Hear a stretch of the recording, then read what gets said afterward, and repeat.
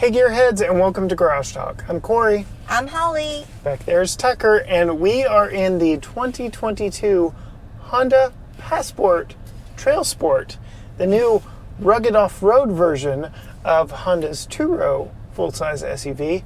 And in this video, we're going to tell you what it's like for a family of three.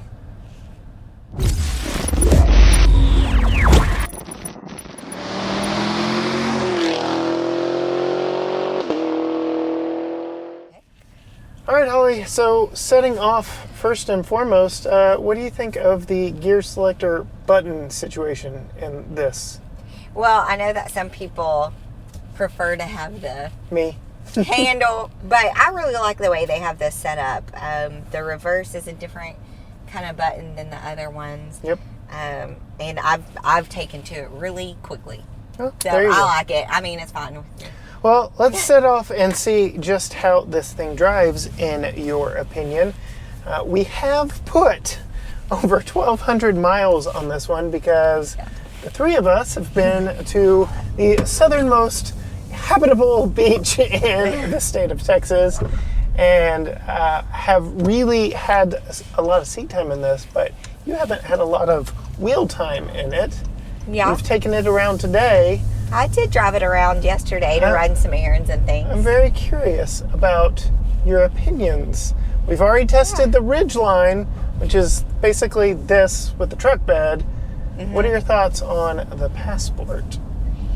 So I really like driving it around. Okay. I do. And I will say that my opinion could probably sway one way or the other depending on how much it is. Okay. You know what would be hook, line, and sinker for me? What's that? Does it come in a hybrid? No, this one only comes with the naturally aspirated 3.5 liter V6. But it is actually quite powerful and does a really good job of giving you the power when you need it versus the... I mean, it does okay. Okay. I mean, it's not like a Tahoe where you're like... Right. But there have been a couple times that I'm like, Let's go. I wish this was a hybrid or an EV. The other thing I will say, I know this is like a nitpicky thing, Okay. but the steering wheel could be funner. I thought you would really like it because all the Really? perforations and the orange stitching on this Trailsport I think it's model. because it's skinny, Yeah, it's Yeah, not I'd like it. bolstered enough. fatter. Okay. Yeah, so it's not my favorite, but the infotainment center, is that what you call it? Yep. Infotainment center. I like it. It's very simple. If you're looking for a lot of bells and whistles and buttons and all that, this is not your car. But that is not necessarily what I want. And so I have found the infotainment center very easy to navigate and use. And even though it is that black screen, I feel like it doesn't get fingerprints as easily as some of the other ones. Yeah, I don't see many fingerprints on it. And again, 1,200 And miles. and I was looking yesterday with the sun shining right on it, and couldn't hardly see any at all. So I like that. So you mentioned the sun shining right on it. It is canted back a little. Has it blinded you or been too washed out for you to see in any situations? Not in any situations. I haven't noticed it. Okay. But again, it's not an infotainment center that just has a bunch of stuff that I'm down there looking at it or all the time. Wired It's been Apple very CarPlay. easy to drive and press fast forward and pick my podcast. And So That's while been we're pretty talking about technology, what are your thoughts on the gauge cluster? Because you have two analog gauges, and then pretty much everything you need is digital. I like it. Really? Well, I like okay. I would prefer to have an analog speedometer, Okay. at least as an option. But if it has to be digital, I really like it. It's very simple. I don't have to search for it. I know exactly where to look. It's right there, easy. Big, bold, ready for you to see. And there are a few different things you can customize and see on the lower portion. We've got it on the trip computer right now, but you can see where the torque vectoring all-wheel drive is sending power, which came in handy when you and I were driving through downpours of biblical proportions. Yes. But a few different things you can see there, and if you change your radio or audio, it'll display there as well. What are your thoughts on seat comfort? These seats are comfortable. Yeah? I mean, we took, what was it, like a 7-8 hour drive? Yeah. It was probably 4 hours straight in the car without getting out, because when you have a toddler, if they're good, you're good. Yep. You just keep There's on no trucking. stopping. You truck as long as you can. And I think I said to you, we'd been in the car like 3 hours that, I wasn't feeling antsy. My legs, which are normally kind of have restless leg, especially when I'm sitting in a car. My back I normally have problems with, and I was having zero problems. No problem sitting in these seats. Over there, you've got 2-position memory driver seat. Nothing over here. You've got lumbar controls. I don't, but we both have these fold-down armrests. Feels very much like a captain's chair. Yeah. What do you think of the ride as we are about to go over the railroad tracks? I think it's been really smooth. I mean, probably as I would expect it to be, a bigger vehicle. It's not the smoothest vehicle we've ever had, but I haven't been like knocked around, I guess. Doesn't jar you to death or anything like that? No. So, as we come up to this red light, I have to ask you about something that you that always... I don't like, and I don't like it. It's the automatic start-stop, which I know you can probably turn on and off. It is noticeable. I've been in worse, but I would like it to be a little less noticeable. Yeah, that's where, if this were a hybrid, they could incorporate that a little bit better. But yes, if you are stopped at a light with your foot firmly on the brake, the engine will cut off to save fuel economy. Again, 3.5 liter V6, so it's a little more on the thirsty side compared to a 4-cylinder. But then when the light changes, you let off, it starts back up before you can go. And maybe that's kind of my, when I said a little bit of the get up and go, you kind of gotta wait for it. Yeah, wait for it a minute, or I don't love that. Yeah. Yeah. What about the air conditioning? We actually have a tri-zone air conditioning setup in this, much like the Ridgeline that you and I have already tested. I don't know what that means. What's a tri-zone? You have a 1-zone, I have 2-zone, and Tucker has 3-zone. So He does? you can actually control on the back of the center console. So much like the Ridgeline, he's got his own temperature and fan setting, and you and I have our own temperature setting over here. Okay. So pretty nice feature in what is basically every person SUV. Yeah, I have felt, even though it's been hot when we've gotten in the car, that it cools off pretty quickly. I think the placement of them is really nice. good. And they do a good job, again, on those long road trips to the beach and back, of keeping me cool. There is an auto mode. We don't currently have it in that way because, again, it would be blaring. Surprisingly, only 87 outside, but the humidity, that's what gets you. So, interior design. So, thoughts? Yeah, it's nice. I mean, it's smooth. It's pretty. I wouldn't say there's anything just like outstanding, but it's got different textures.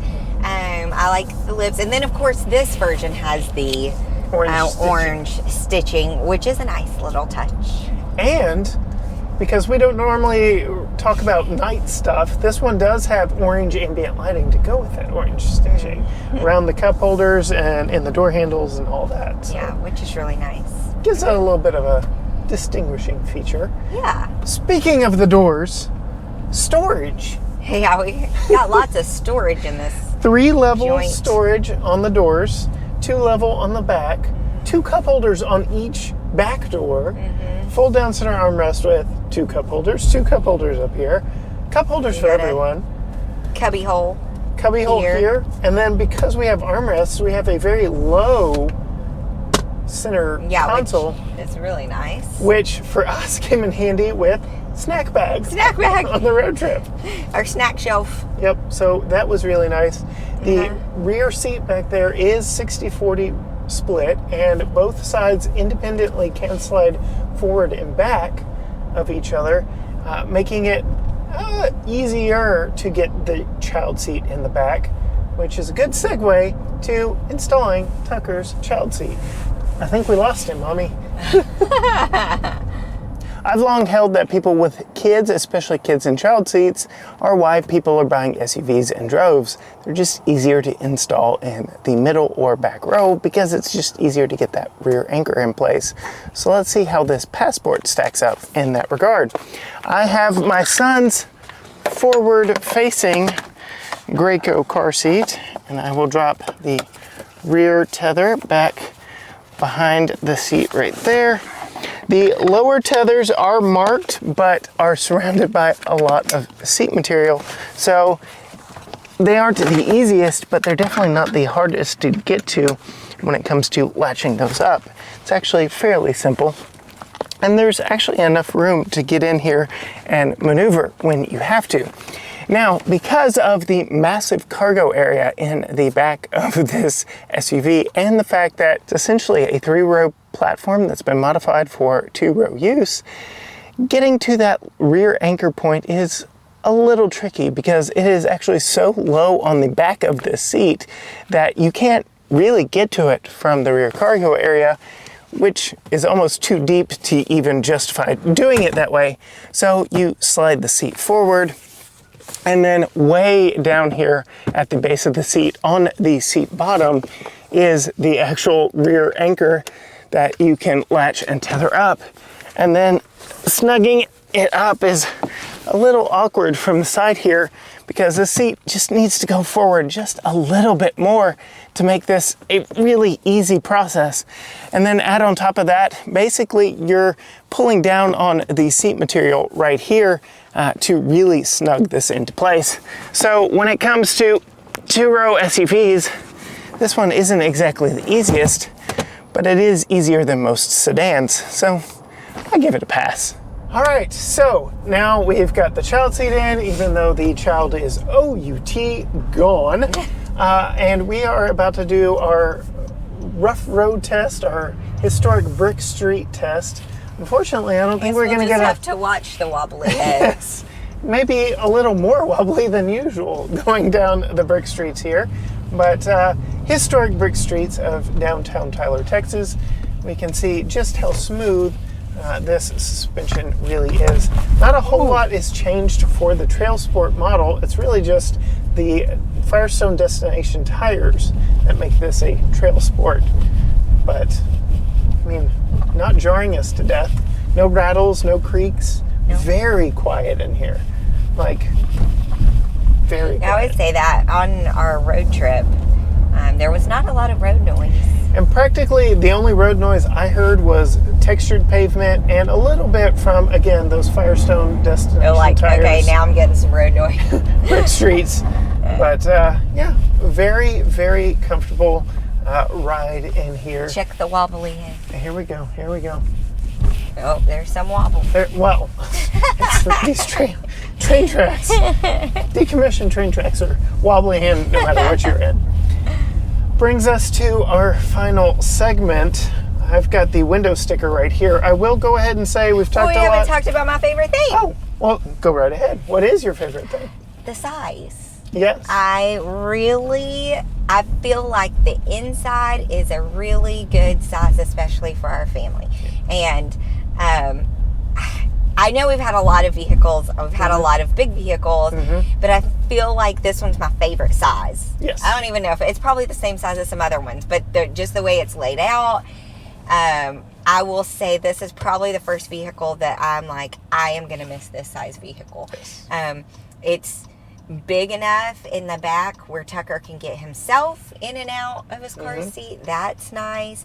But then you have the storage in the back where we are able to pack so much stuff. But it doesn't feel like you're driving a tank. Yep. And I really like that. This size vehicle, I'm going to miss this. I remember the first time I opened that rear hatch and was just blown away by how much space was back there. And then you have underfloor storage as well. And it did this magical thing where we had lots of metal tent stakes for going to the beach and putting up our canopy.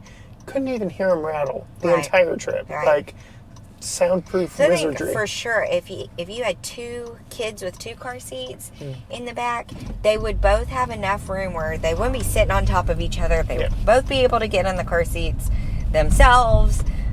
This is a good size. Yep. I like it. I really do like the size of this one. This really would be the size class we'd be shopping in, I think, if we were in the market right now. Yeah. Some like vehicles that it goes up against, the Chevy Blazer, of which I tested yesterday on the channel. Go check that out. Nissan Murano would be another one. But even some 3 rows like the Kia Sorento that we tested, that one had 2, 2, and 2, so it was 6-seater. This is a 5-seater, but very similar in their off-road approach. You've got all-wheel drive on a front-wheel drive Yeah, platform. and we liked the Sorento too. Yep. And researching my video that dropped earlier this week of this vehicle, I actually found out this has better off-road dimensions than that Kia Sorento did as well. Yeah. So if you're looking for some soft roading, this seems to be, by the numbers, a better vehicle than that Sorento in any case. So, final segment. We've mentioned fuel economy a lot. I'll go ahead and give you the actual numbers. 19 city, 24 highway, 21 combined. We are dead even on 24.0 in 1,280 miles. So I can say that's very accurate. That is mostly highway miles. But brings me to the question of, what do you feel like this one costs? Yep. So this can lead me one way or the other. This is the mid-grade trim. So there is the Elite is the top trim. It gets ventilated seats, and it does get the rear view mirror here on the sunglass holder. But So this one though, 47. pretty darn close. $44,090. Nice. Okay, I was hoping it would be lower than 47, because I would definitely want the trim that has the ventilated seats. And I again said it in my review. Everything that makes this one a trail sport could be done yourself if you had gotten the Elite trim, because it's basically wheels and tires, these floor mats that worked really good for us going to the beach and back. And of course we had missed the orange stitching, but we'd still get leather seats and no Trail Sport in the headrests if we got the Elite. But very, very well equipped. So is there a model below this one? Yes, EXL. And what does it start at? You're going to ask me, and I can't tell you, but I will put it down in the description. You. We'll put it down in the description. Either way, I think this vehicle in the 40,000 range is very affordable for what you're getting, and then if there's a base even lower than that, it's a no-brainer. Yep. Even though its roots date back to 2016, it's showing its age a little with the gauge screen, with the smaller infotainment. Some of that you kind of like because it's just a little more simple. Some of that is because it's just a Honda, and Honda's got they've got their reputation for being reliable, and why fix what ain't broke? Exactly. If it's working, it's working. I like it. So both of my parents drive Hondas. My mom actually has a 2012 Honda Pilot. This is based on the newer version of the Honda Pilot. Just a shortened overall silhouette on this to make it the Passport. So there are a lot of Hondas in my family, and this very well could fit in our immediate family based on everything we learned today in this review. If you like this review and want to see more from us, be sure and hit that subscribe button down below and ring the bell so you are notified every time we post a new video. If you want to see what we were driving before, it is here, bless you, on YouTube. You can find us on Facebook, Instagram, and TikTok, all at GT Garage Talk. You can find Holly and her opinions on Instagram at Female Consumer. And of course, everything can be found at gtgaragetalk.com. But it looks like we've got a tired kiddo that we've got to get home. So until next time, Gearheads, bye.